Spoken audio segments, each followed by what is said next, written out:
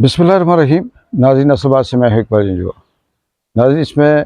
कोई दो राय नहीं है कि जिसकी फितरत में है डसना वो डसा करते हैं। दुनिया इधर की उधर हो जाए, आसमान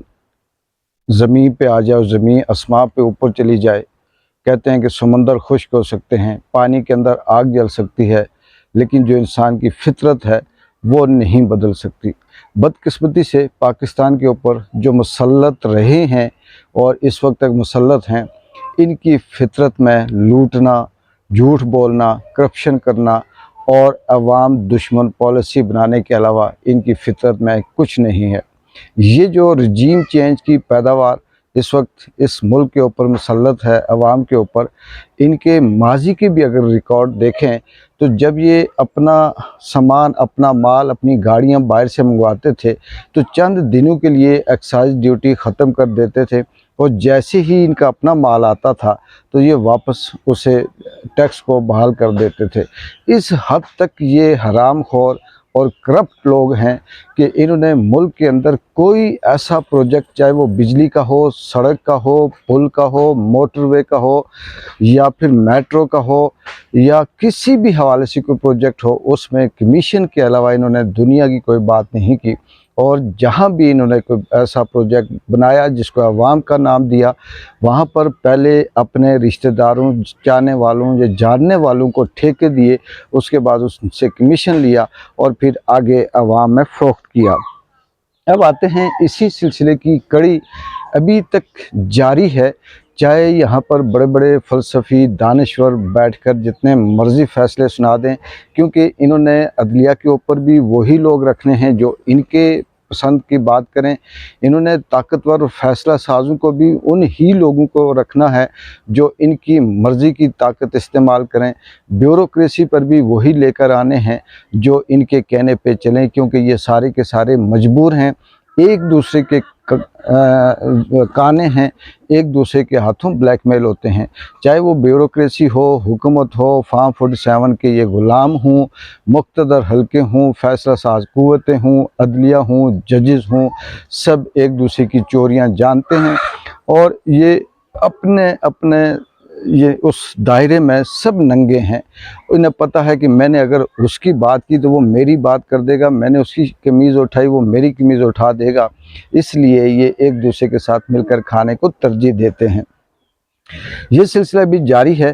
काजी जो इसने पाकिस्तान की अदलिया की तारीख़ तो पहले से भी कोई अच्छी नहीं थी, या जजेस के जो फ़ैसले थे वो 20-50 सालों से मुतनाज़ा थे, लेकिन कुछ पढ़ रहे थे, कुछ सुने थे। लेकिन मौजूदा जो काजी ईसा फ़ाइज़ ने पाकिस्तान के अंदर अदलिया का जो हाल किया, जो जजेस का, जो जस्टिस का जो उसने चेहरा दिखाया, ये बदतरीन दाग है या बदतरीन धब्बा है इस पाकिस्तान के इंसाफ के निज़ाम के ऊपर। अब ये चाहते थे कि काजी को किसी न किसी तरह से एक्सटेंशन दिलवाई जाए, इसीलिए इन्होंने आंखें बंद कर फार्म 47 को फार्म 45 को 47 में तब्दील किया ताकि इनकी सीटें ज़्यादा हो जाएं, असम्बली में इनका कोरम पूरा हो और ये अपनी उस 2/3 अक्सरियत से अपनी मर्ज़ी के कानून पास करें, जिसको चाहें टैक्स लगाएं, जिसको चाहें उतार दें। जैसे जब इनकी अपनी बारी थी तो नैब के 14 दिन का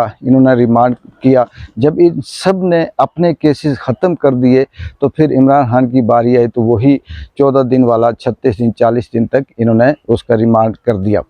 ये अंधी अंधेर नगरी चौपड़ राज से भी अगर कोई बदतरीन लफ्ज़ अगर इस्तेमाल किया जा सकता है तो वो यहाँ पर होता है। काजी की कुछ कुदरत की तरफ से, कुछ उसकी बदनीति, कुछ अवाम की बद्दुआएं, कुछ हालात वाक़यात ऐसे कि वो ख़ुद अपने पाँव पे ख़ुद कलाड़ियाँ मारता रहा और वो अच्छा बल्ला आंखें रखते हुए भी अंधा बना रहा, सोचते समझने की सलाहियत रखते भी बहरा और गूंगा बना रहा। और उसने पाकिस्तान के अंदर आंखें बंद करके जुल्म के ऊपर वो झाड़ू, उस इंसाफ के ऊपर वो झाड़ू फेरा कि दोबारा से लोग इंसाफ के नाम से तौबा करते हैं। लेकिन अब नौबत यहाँ तक आ गई कि काजी की वो एक्सटेंशन इसलिए ख़तरे में है कि वो जो अक्सरियत थी वो फार्म 47 से वो वहाँ से भी ना पूरी हुई, मखसूस नशिस्तों की ना उम्मीद थी वो भी ख़तरे में है, वो भी अब पूरी होती हुई नज़र नहीं आती, और फिर कोई और ऐसा रास्ता नहीं लगता। तो ये चाहते हैं कि हम असम्बली में बैठकर 28 तारीख को या अगस्त को ऐसा इजलास करें, उसमें ऐसी करारदाद पेश करें जिसमें ये कहा जाए कि मंसूर अली शाह जो काजी के बाद जज होंगे, चीफ जस्टिस होंगे सुप्रीम कोर्ट के, उनको रद्द किया जाए, उनको क्रॉस किया जाए, उनकी जगह फिर पीछे कहीं पिछले नंबरों से अपनी मर्ज़ी का बंदा लाया जाए। ये भी इंसाफ के ऊपर सरेआम शब खून भी नहीं, सरेआम कत्ल नहीं, बल्कि ये कह सकते हैं कि कोई लफ्ज़ मिल नहीं रहा कि इंसाफ की धज्जियाँ उड़ाने के मुतरादिफ़ है, इंसाफ को सरेआम कत्ल करने के मुतरादिफ़ है कि ये सिर्फ़ और सिर्फ अपनी मर्ज़ी के कुछ करना चाहते हैं। लेकिन वो जो अपनी मर्ज़ी का जज लाएंगे, शायद कि वो जब आए तो पंजाब की उस जज की तरह उसका भी ऐसा ज़मीर जागे, ऐसा माइंड चेंज हो के इनके 14 तबक रोशन हो जाएं। लेकिन चलें, वो बात की बात है। लेकिन इनकी बदनीति पे बात कर रहे हैं, इनकी फितरत पे बात हो रही है, इनकी मुल्क दुश्मन पॉलिसी पे बात हो रही है, अवाम दुश्मन पॉलिसी पे बात हो रही है। ये इस तरह के काम करते हैं और फिर ये कहते हैं कि हम इस मुल्क को, इस अवाम को चला रहे हैं।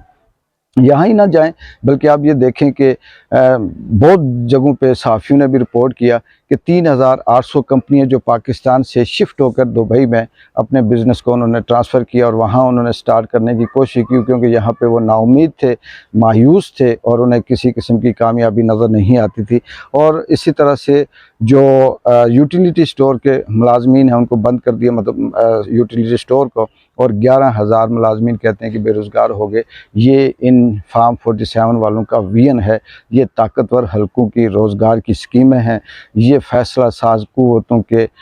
जो मंसूबे हैं ये उस पे अमल दरामद हो रहा है। आगे मुख्तसर बात करते हैं कि शर्म की, बेगैरती की और कमीनगी की हद देखें कि रऊफ़ हसन को जब इन्होंने गिरफ़्तार किया, उसका मोबाइल लिया, पहले इन्होंने चर्चा किया, मेन स्ट्रीम मीडिया पे ख़बरें चलाई कि ये इंडिया से राब्ते में है, इंडिया के साथ राज आउट हो गए और पता नहीं रा के एजेंट और पता नहीं क्या क्या, और मुल्क दुश्मन, और सारे मुल्क की जो ख़बरें थी वो बाहर जा रही हैं। वहाँ पे जब इन्हें मुंह पे जूते पड़े तो अब बेशर्मी से रऊफ़ हसन की और हलीमा खान की जो व्हाट्सएप की कोई चैट है, ये जो भी है, वो मेन स्ट्रीम मीडिया टीवी के ऊपर इस तरह से चला रहे हैं, ब्रेकिंग न्यूज़ देकर कि हलीमा खान ने रऊफ़ को ये कहा कि बुशरा बीबी की ये बात ना करें, उसको ना फैलाएं, बुशरा बीबी सही नहीं है, वो गलत है, वो वफ़ादार नहीं है, उसकी बात आवाम को मुश्तइल ना करे, वो कारकुनों को गुमराह करती है, इस तरह की वो बातें करते हैं। लेकिन इससे मिलेगा क्या? इनका तो मकसद ये है कि हम इससे अवाम की, बुशरा बीबी, इमरान खान और हलीमा खान के दरमियान नफ़रत पैदा करें या फूट पैदा हो या इस तरह से। लेकिन ये शायद कि अभी तक नहीं समझे, क्योंकि इनकी फितरत में समझने की गुंजाइश नहीं है। ये इस बात से अभी तक बहुत दूर हैं कि जब इंसान किसी बदनीति से कोई काम करता है वो सच भी बोले तो झूठ लगता है। जब इंसान की फितरत ही 2 नंबर हो, वो कुरानी आयात और हदीस भी पढ़े तो झूठ लगता है। अब इनकी कोई भी बात ऐसी नहीं लगती कि जो सच और हकीकत पे हो, क्योंकि ये सब के सब जिसे कहते हैं कि 2 नंबर किस्म के झूठ पे, उससे भी कोई आगे वाली बात है तो ये उस पे वो बात करते हैं। आगे चलते हैं कि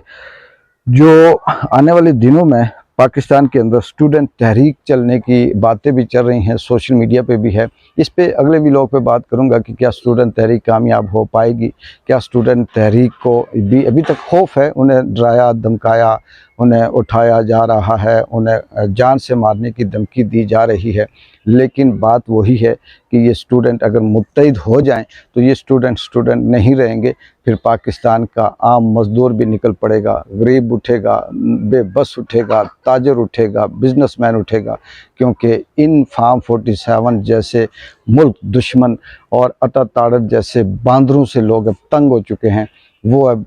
इनसे जान छुड़ाना चाहते हैं। एक ही रास्ता है, या वो मरना चाहते हैं या इनसे जान छुड़ाना चाहते हैं। देखते हैं कि कल तक या आने वाले दिनों में क्या मज़ीद डेवलपमेंट होती है, और ये जो सांप हैं ये अपनी फितरत में मज़ीद कौन सा जहर लेके आते हैं इस मुल्क और इस अवाम को डसने के लिए। इकबाल जिंजो को इजाज़त दें। अल्लाह हाफिज़।